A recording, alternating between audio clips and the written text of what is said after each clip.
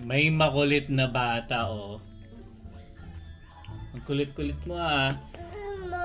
Ang mami. Oh, ayan, oh. Tingnan nyo naman, guys.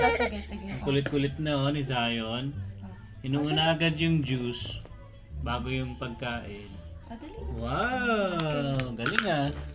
Ayun. Hey, guys. Welcome sa aming vlog. Ayan. So, panibagong araw, panibagong vlog na naman to. Aha! Tapos yun, magla-lunch lang muna kami ngayon, guys, ni Emma, tsaka syempre ni Zion. Hello! Ayun, tinan niyo naman, oh. Talagang pinagandaan niya pa yung free strawberry, grapes at saka yung orange. Ito, ang sarap, guys. Galing ka Freestone lahat yan. Yes! Kain tayo ng nilagang baboy. baboy. Yeah. So, ngayon lang ulit kami nakapag, ano, guys, baboy. Hindi, tsaka baboy, no? Ngayon lang ulit. Ayan, so... Tosino last time. Oh, yan nga pala. Tapos yun, mamaya, iikot lang kami. Tapos papamassage na rin tayo, no? Tsaka yun, guys, i-share na rin namin yung mga pagkain din namin dito. Especially yun, yung bigay ni Kuya tsaka ni Ate na chicken. And kasi nga, marami din talaga siya, guys. Kumbaga, hindi namin siya kayang ubusin ni Emma. Kaya balak namin ni Emma is mamigay na lang din kami sa mga kaibigan namin. Ayan. Then, after namin mamigay, yan, bali, ikot-ikot lang muna kami. Siya lang muna kami. Tapos, siguro, konting sundot lang ako sa DoorDash. Total na, Saturday naman ngayon. Wala naman akong gagawin after namin ng mga pasyal-pasyal lang konti. Pero unahin muna namin yung pasyal, syempre. Kasi nga, hanggat kaya pang lumabas, mga ganitong lamig, kaya pa eh. Pero pag during winter, guys, yun na. Siguro bahay na lang kami. Okay, so yun, kain muna kami, then magbibihis mamaya, then alis na kami. Yes. Okay, samahan nyo kami sa aming trip ngayong araw na to. Okay? Yan. So yun, guys, nag-aayos na si Emma nung ibibigay namin. So ito, share namin yung ano namin, yung mga blessings namin. Ito yung sa kapitbahay namin ibigay. Then, yan, sa mga barkada ko na to. Oo, barkada ni Arwin. Itong sausage ito, guys, galing sa trabaho ko to. Binigay sa amin ng manager namin. Galing sa trabaho mo. Tapos ito yung binigay ng neighbor namin. So, share din natin. Kasi super dami yung tinan nyo. 3 to. So, iniwan na lang namin yung isa sa amin. Oo, kasi sobrang dami talaga. Yes. Oo, kasi Pero hindi madami naman... pa yun. Yung ano kasi, ito yung madalas nating lutuin, yung mga wings. So, yun talaga yung nireserve din namin para sa amin. Yeah. Kasi madaling lutuin yun. Ito kasi, Yeah, pwede ko naman tadtarin din naman. tatadtarin mo na lang din. Or i-oven natin siya, no? Oo. Parang turkey, ganyan din. Bali, meron naman sa YouTube kung paano naman, di ba, magluto sa oven. Kasi ito dadalhin natin ngayon. Oo. Sama-sama man, abot na lang natin sa kanila ng ganyan. Kasi sayang din kasi, guys, itong ano namin eh. Itong lalagyan na namin. Sa school ni Emma yan, yung Saint. Yan. Oh, yan. Bigay na natin. Alright. So yun, guys, mag-ayos na ulit kami. Tapos alis na rin kami. Ayan, guys, so bibigyan na namin sila ate sa kapitbahay namin. Ayan, si Emma na yung magbibigay. Ayan, katabi lang namin yan eh. Ayan, so medyo malamig ngayon. Nasa +3 ang ano ngayon, temperature. Saan sa'yan? Iwan mo na yan. Iwan mo na yan. Come on. Iwan mo. Tayo. Tatay dito sa kabila. Punta natin si Mami. Alak. Mukhang wala at ang tao ah. Ay, meron. So yun, nabigay na namin, guys, yung yung food namin. So, ano lang, no? Palitan lang, no? Siyempre, kung ano yung meron tayo, bigay din natin sa kabila. Sobra-sobra din kasi yung namin, guys, pagkain. So, punta muna kami dun sa namin, guys, sa ibang kaibigan namin, bigyan din namin. Lamig talaga. Lamig ngayon. Tahimik nga. Ano ba kayo? Sabado. Walang gumagawa dito. Alam ko Sunday lang off eh. Depende, baka lunch break. Lunch, alas 2 na. Mag-alas 2 na. Ayan, oh. Baby, okay. Putik na. Wait.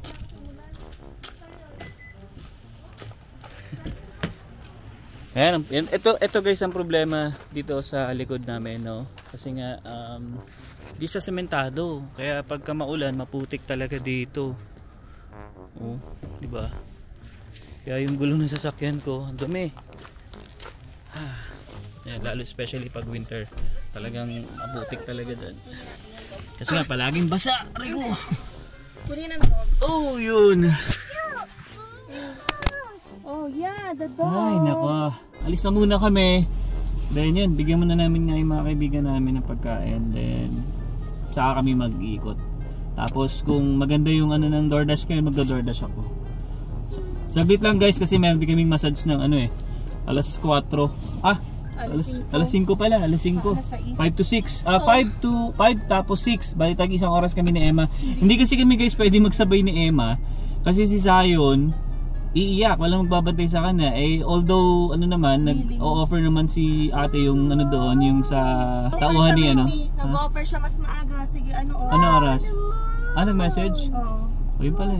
So yun guys, parang may iba ata yung schedule namin doon sa massage. May nag-cancel daw kasi kung gusto natin mas maaga. O yun, pwede naman, mas maaga para at least yung gabi. Yun Oo yung naman. Okay, sige.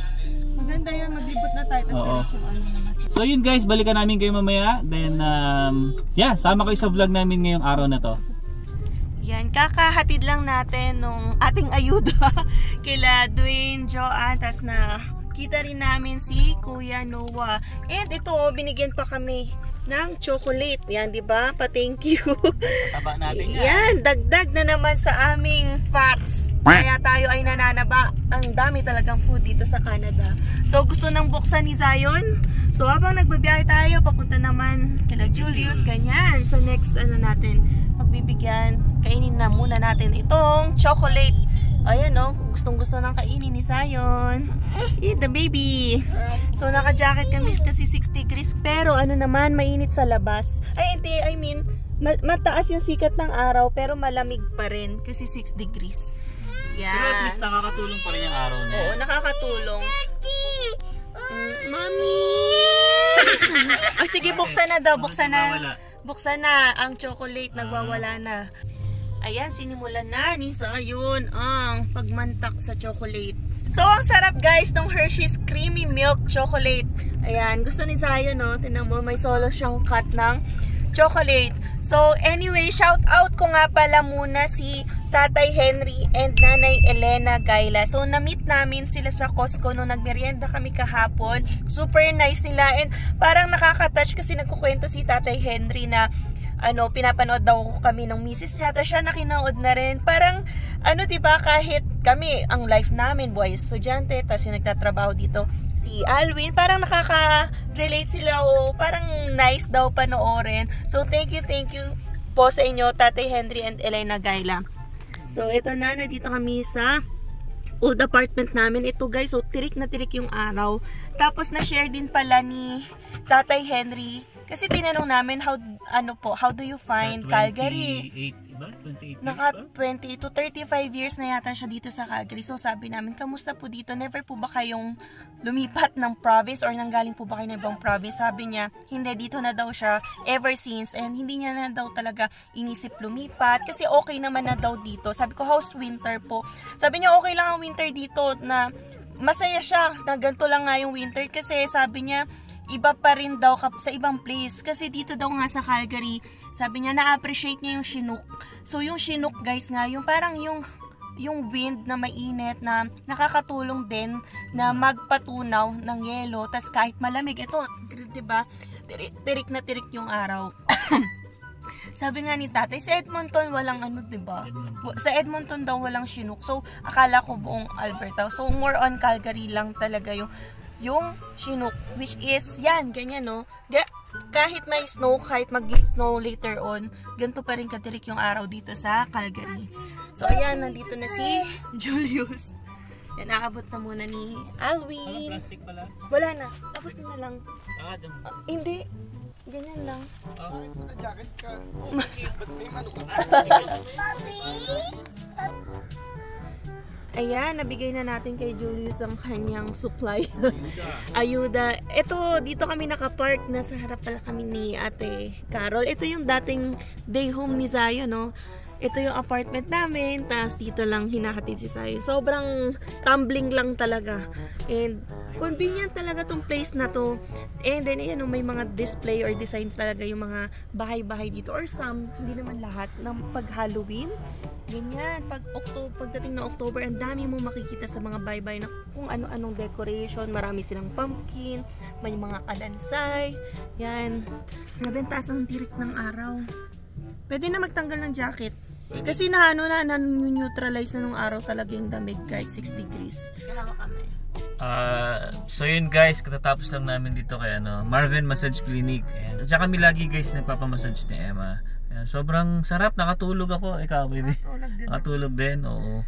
So yun, talagang sarap na sarap ako kanina. Kasi nga 'di ba guys, naalala niyo meron ako nararamdaman sa bayo. Pero okay na. Okay na siya, okay na siya. Pero binanggit ko rin kay Nanay Marivic kanina. Sabi ko, niya rin, massage niya rin yung part na 'yon. So yun, okay naman. Na ginawaan naman ako. Okay na, medyo nakakayuko na ako, lahat nakakagalaw. Kasi dati talaga guys, nung nakaraang araw, sobrang sakit talaga niya. Hindi ako makapihit, makatayo ng maayos. Pero lakad okay lang. Pero yun, so far okay naman na siya ngayon. Kaya goods na tayo dyan. Okay, so ngayon guys, punta naman kaming Chinook, mamamasya lang kami ni Emma. Tapos, or titignan ko kung maganda yung ng DoorDash ngayon. Pagka okay naman yung DoorDash, siguro sasaglit lang tayo, siguro 2 oras lang siguro. Ayan, okay na yung ganun. Okay, so hindi ko naman talaga siya pinupull time na kasi nga ayoko din naman. Alright, so kita-kita ulit tayo mamaya.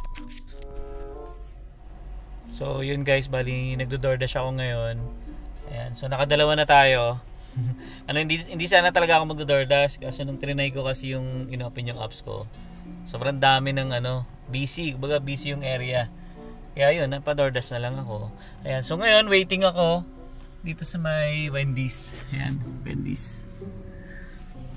Ayan, so ganito lang guys, ganito lang ang buhay dito sa Canada. Pagka may time ka, sundot-sundot lang yan. Ganun, side hustle lang. Maganda talaga dito, wala kang boss. Kahit anong oras pwede mong gawin.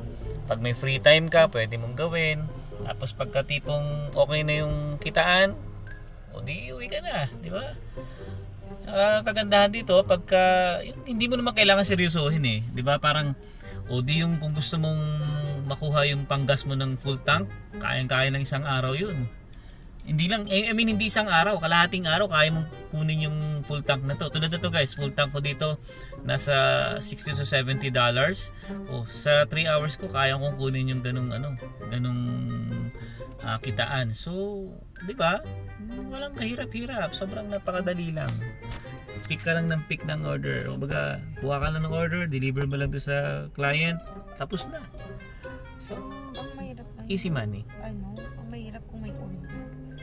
Yeah. At saka dito guys, no, yun nga pala, ang lang din, siguro hindi naman lahat perfect, di ba? May mga problema lang dito sa DoorDash. Yung time, kasi minsan pagka pupunta ka dun sa let's say restaurant, no, minsan matagal, especially kapag maraming tao. Syempre hindi agad-agad magagawa yung order ng customer mo, so maghihintay ka talaga. So yun lang naman yung problem. Yun yung talo mo dito. Minsan aabutin ka ng mga 10 minutes kakahintay. Hindi kasi agad-agad yun guys na parang once na binatuhan ka, pagdating mo dun sa restaurant, gawa na yung pagkain or yung food. May time na ganun, pero may time talaga na guys na maghihintay ka talaga. Minsan 10 to 15 minutes naghihintay ako. Kaya ginagawa ko, nagme-message ako doon sa customer na sinasabi ko na still waiting pa rin ako doon sa order niya. Kasi minsan parang magme-message sa'yo yung DoorDash na pwede kong i-assign sa iba. Which is na-assign ko naman na sa akin. Kumbaga hindi mapupunta sa akin, mapupunta doon sa willing or I mean doon sa susunod, 'di ba? Kung talagang ayaw mo maghintay ng ganun. Pero ako kasi hindi ko na ina-assign sa iba. Okay na ako doon, 'di ba? Nandun na ako sa store, bakit ko pa ibabato sa iba? So yun lang yung magiging problema mo dito sa DoorDash. Pero so far okay naman. Ayan, so kasama ko nga sila Emma. Dito lang naman kami, paikot-ikot lang naman kami, di ba kami lumalayo? Kasi pag malayo na, parang ayoko din tanggapin. Kasi talo ka rin naman sa gas talaga. Well, buti na nga lang din ito, yung sasakyan ko, mas tipid ito kumpara doon sa Dodge ko. Kaya okay siya. Ayan, so yan, enjoy lang guys, no? So, ayan oh, medyo ano na, mabilis na gumabi ngayon. Tingnan nyo guys, anong oras na ba? 6:50 na guys, oh. Tingnan nyo, 6:50 na. Tapos, siguro mga bandang 7:10, lubog na yung araw na. Hindi katulad dati talaga nung summer. Hanggang alas 10 ng gabi, sikat tirik na tirik ang araw. Pero ngayon, magandang weather. Kasi nga, tamo, naka-t-shirt na lang din ako. Yan. Pero nagdala ako ng jacket ko pa rin. Kasi syempre, pag gabi, abutin tayo sa labas. So, meron tayong pang sa lamig. Pero ngayon talaga guys, medyo wala, hindi pa. Kaya pa na nakagat t-shirt eh. Kaya maganda yung weather namin ngayon. Kaya nag-DoorDash na rin kami. Okay, then bukas, pasok na naman tayo. Yeah, sisimba pala muna kami. Lunch, sisimba kami dun sa sa may downtown. Yun yung sinisimbahan namin every third Sunday ng month. Tagalog yung mas doon. So, doon kami nagsisimba ni Emma. Yun lang naman yung agenda natin bukas, no? Ayun. Tapos yun nga, pasok na ako sa hapon. Then yun, work ulit. Yung buong week na yun. Diba? Sobrang bilis lang ng araw talaga dito. Basta nagtatrabaho ka, hindi mo papansin yung oras. Kaya go lang ng go. Kahit lang ng kahit. Para sa akin ang bukasan. Para kay Zion! Ayun, ang batuta ko. Okay, so yun guys, may ulit. Kwentuhan ulit tayo. So, dito kami ngayon guys sa may Chinook banda. Yan, si Emma kasi, medyo kailangan niya mag-washroom kasi naiina siya. So, siya yung pinakuha ko dito sa Joey. Ayan, so, para maka-washroom na rin siya. Madali lang naman kumbaga, pipick upin niya lang naman. Sasabihin niya lang naman yung name ng customer. Tapos yun, ganun lang. Hindi naman maarte tong asawa ko kaya okay lang siya. Diba? Saka nag-enjoy naman kasi kami guys. Kaya hindi naman big deal sa amin tong ganitong klase ng work. Actually nakaka-enjoy siya. Kasi nga alam mo 'yun, wala kang boss eh, 'di ba? Kumbaga anytime pwede ka lumarga. Anytime pwede ka mag-work. First time 'yang ginawa ni Emma. Kasi nga ihi na siya. Kaya sabi ko gusto mo mag-washroom ka na doon, tapos ikaw na lang kumuha nun. Isang order lang naman siya, maliit lang naman yun. Ayun, so green up niya rin. No choice kasi siya guys, kaya napa-oo siya eh. Ayan, so anyway, hintay lang na din muna si Emma. Then, tingin ko maya-maya pa yun. Kasi minsan talaga marami dito guys sa Joey. Pero maganda magbigay ng mga customer dito. Kasi magandang klaseng kainan siya. So, mga steak, mga ganun. Hintay-hintay lang tayo ng konti. Guys, diba naalala nyo, nagbigay kami kanina ng mga pagkain. So ngayon naman, pag uwi naman namin ng bahay, iniwan na lang sa labas ng kaibigan namin. Wow! Ito naman siya ngayon guys, puro tinapay naman. Oh, diba? Mananawa kayo kasi sa tinapay na to, oh. Oh. Isipin nyo, dalawa lang kami ni Emma, pero ganito yung binigay sa amin tinapay. Isipin nyo guys, diba? Nakashare tayo ng blessings. Tapos ito, binigay na naman ni Lord sa amin. Another blessings na naman. Ay, nako talaga. Kaya maraming salamat kay Lord talaga. At hindi niya kami pinababayaan. Especially sa mga kaibigan namin na talagang sobrang mabait din talaga. Kaya yun lang din yung ginagawa namin. Binabalik lang din namin sa iba.